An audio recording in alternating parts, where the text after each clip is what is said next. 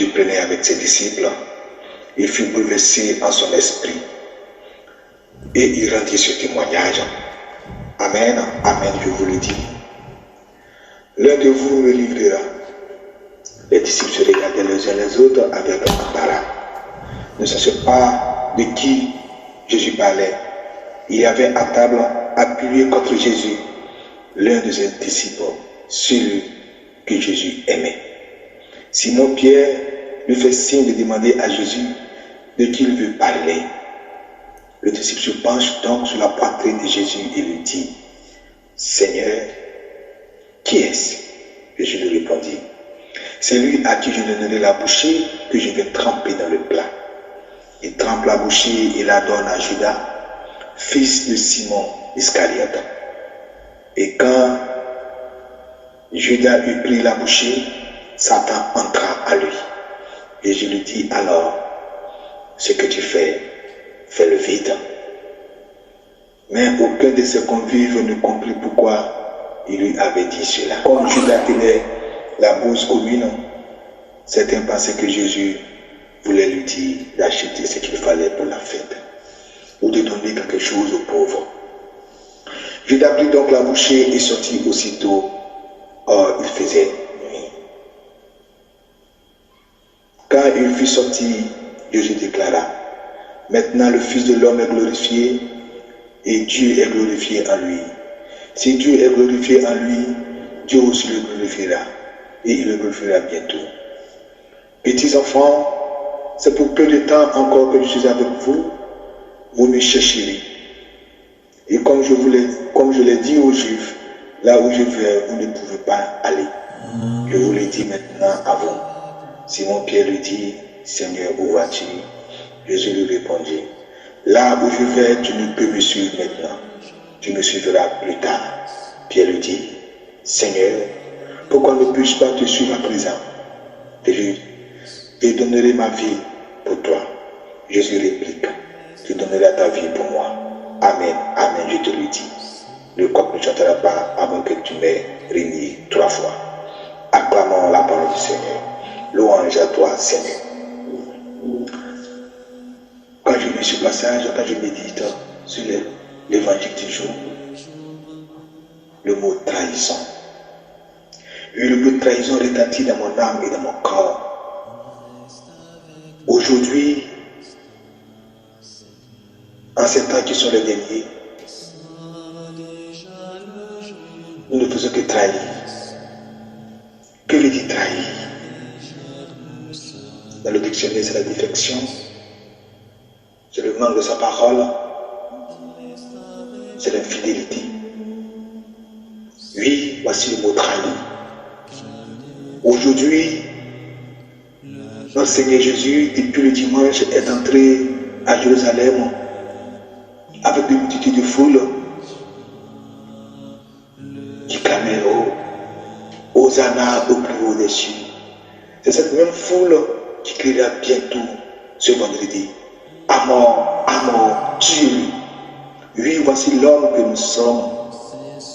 L'un de vous me trahira. Oui, je trahis Jésus toutefois où je ne donne pas Jésus à mon prochain.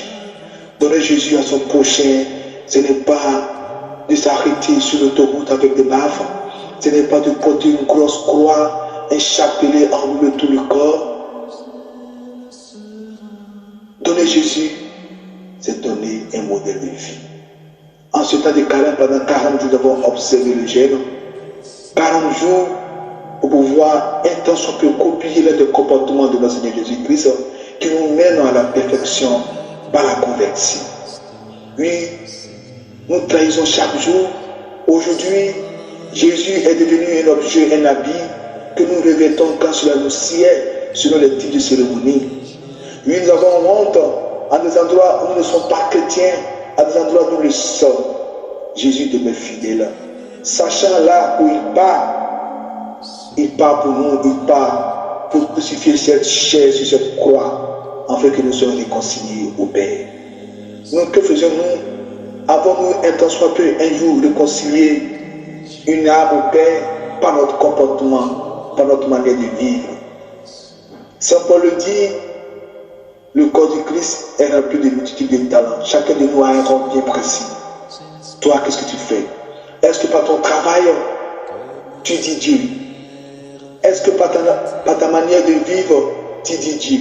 Autour de toi, dans ta famille, soyons un exemple. Mais chaque fois que nous ne faisons pas cela, nous trahissons. Oui, nous trahissons à chaque moment que nous commettons des faux faits vis-à-vis du Seigneur. Nous trahissons. Trahir, c'est cela. Notre fidélité est une trahison. Notre manque de foi est une trahison. Notre lourdeur dans la prière est une trahison. Notre comportement dans la communauté, dans la vie sociale d'aujourd'hui est une trahison.